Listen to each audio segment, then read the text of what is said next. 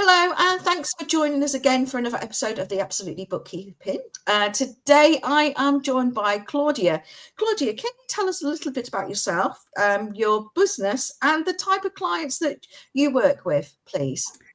Hi everyone, I'm Claudia. I'm an accountant, but I've been moving more into the bookkeeping space. I've been having my own practice. I work with a broad range of clients. However, I do love working with marketing agencies and creative agency founders looking to scale and helping them understand their numbers so they can make the decisions they need to grow. Having been in the background with a compliance background, I don't feel that's particularly helpful. So that's why I've pivoted more to the bookkeeping and management side of things. Okay. So how did your journey actually begin in our industry? What made you want to be an accountant and then obviously specialise in bookkeeping? So I guess when I left university, I did a maths degree and everyone seemed to follow into accountancy. So that's where I was. So I've been in practice over 25 years and been employed. I had my own side hustle for about 10 years and it all got too much. So about a year and a half ago now, I decided just to focus on my own business. So which has been, as I said before, pivoting towards the management accounting, bookkeeping side of things. So I can really look forward and be there in real time with my clients rather than just 9 months after the year end, which isn't very helpful to anyone. No. What word would you describe your relationship with technology in your business currently? I think evolving. I'm always looking out for what's out there and trying new things. Obviously, it's very easy to get the shiny object syndrome and collect loads of software you don't need. So I'm always trying to be a bit careful and research before I jump in. But yeah, evolving, I would say, is as long as it's got a purpose, I would go for it. Perfect. So let's talk about your favourite. What is the Apple software you simply could not run your business without? At the moment, I'm using ChatGPT an awful lot.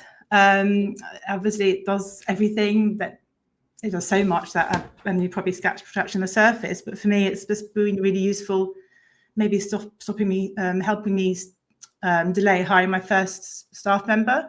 I haven't recently got somebody, but just having like a virtual VA in effect with ChatGPT. So it's just helped me along supporting my business. Perfect. So how did you discover it? And was it a game changer from the moment you used it, or something that you have had to sort of really develop using it to get the most out of it?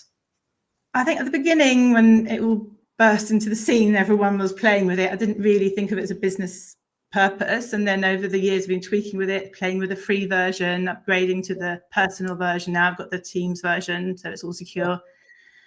So yeah, it's been a gradual thing. I definitely didn't do it at the beginning. It was more like a toy at the beginning and just sort of seeing what it does. But now I use it all the time. Yeah. So it's...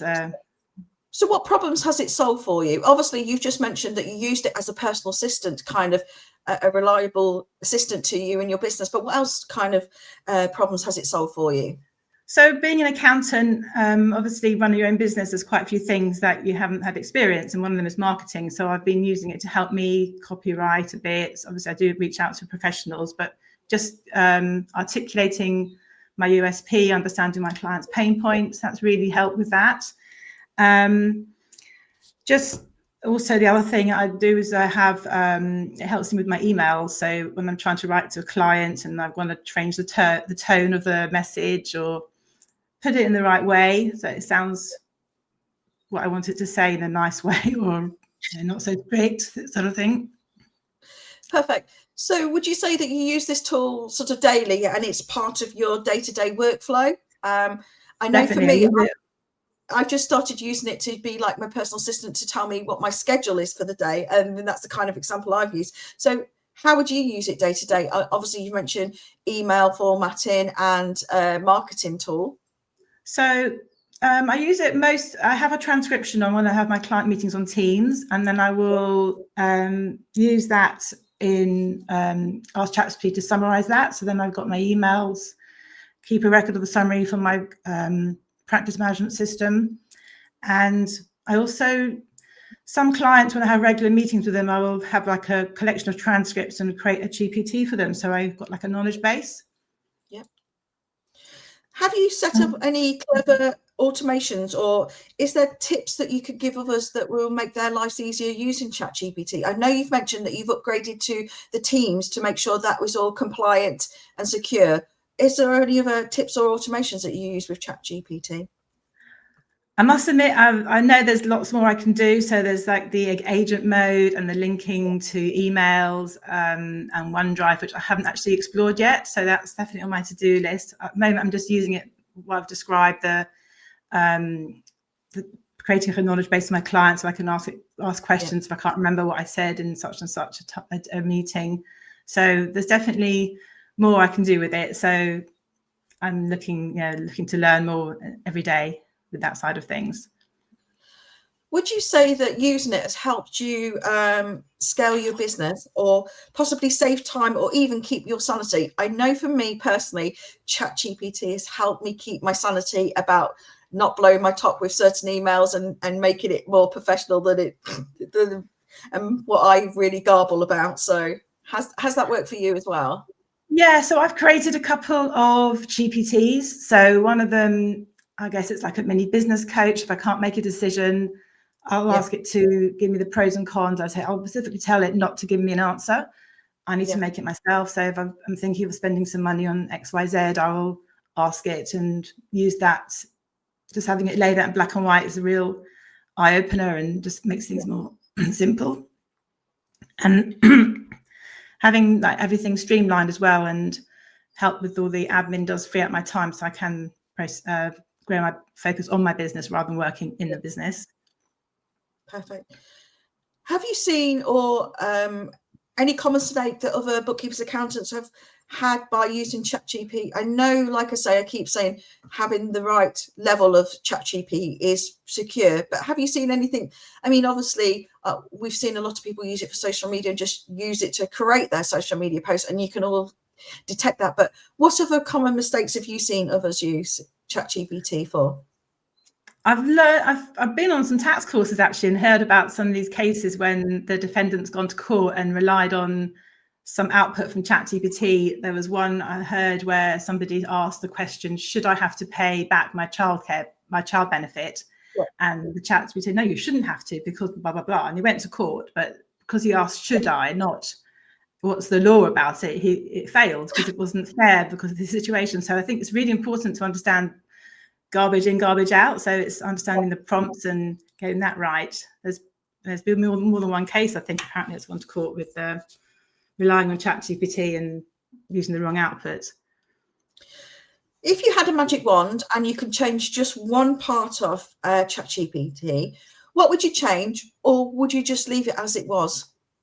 I don't know. I think there's definitely a few things I would change. Obviously, there's bad press about the environment and all the extra power it's requiring to keep it going. So that's one thing. And the other thing is how confident it sounds. So you ask it a question and it tells you something back, and it's so easy to believe it. So you've got to really check your facts, because I've asked it some questions before and it's given me the totally wrong answer. Or a couple of wrong tax years and things like that. So you've got to be really careful. And at least on the plus side, us as accountants, bookkeepers, they're going to be needed, because you can't just rely on ChatGPT at the moment anyway. Would you recommend it as part of a key tool for all bookkeepers and accountants out there? Would you say that this is really would help their practices on a certain level? I think so. I mean, I use it every day, and to be honest, I haven't met anyone who doesn't use it. So if you're not using it, I think unfortunately you'd have to use it up with the times and use it, or you'll be left behind. So definitely. Have you paired it with any other tools to supercharge it? So I know you've mentioned that it does connect to things like your storage, your online storage and things like that. Have you actually attached it to anything? Not yet. I know you can, and that's definitely on my to-do list, but I've got so much use from it already that it's overwhelming what it can do. So at the moment, I'm just happy with staying with my little lane, I guess, and then I'll look at the next step once I've seen what they do and try and understand it. That's better. I think for me, my thing that I really love is I've connected it to my Outlook sort of calendar. So I have now it set up so that every morning it summarizes my day for me. And that to me is just a little thing to help my brain know what I've got planned for that day. And that's just a little connection that it does. And that's fabulous. So apart from ChatGPT, what are your 3 top go-to apps in your tech stack currently? So most of my clients are on Xero. I'm using Engager, which is brilliant, and Tax Calc as well. Those are my 3 top apps that I use every day. Are you looking forward to the integration between Tax Calc and Engager? I know they're going to be a lot more APIs between it soon, shortly.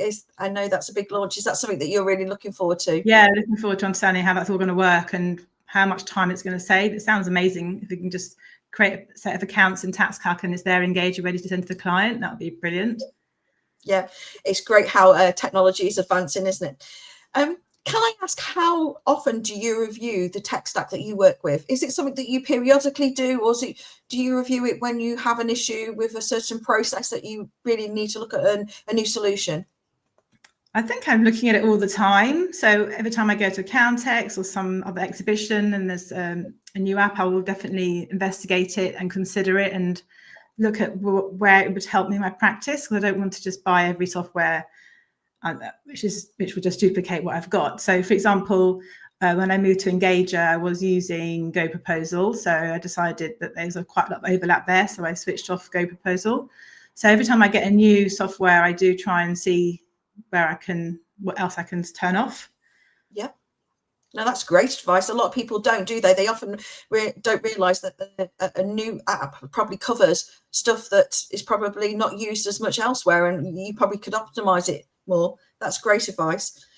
Have you ever had a disaster moment with any tech or software issues? So I recently took out a white labeled version of Go High Level, which is the CRM side of things, which on the face of it looks amazing. It does like what Calendly would do. It does MailChimp would do. It does lots of social media scheduling, and that's just the touch of the surface. So I took that out, but it's got so much in there that it's totally overwhelming, and I just sort of got a bit stuck and haven't progressed. So I've turned all the other apps off that it was replaces, and I'm sort of a bit stuck at the moment. So trying to get some help with that. Yeah, I think sometimes some of the software is brilliant, but actually adopting it does take time, and we have to have that time to implement it. And sometimes time is a real big factor of that, isn't it? Yeah.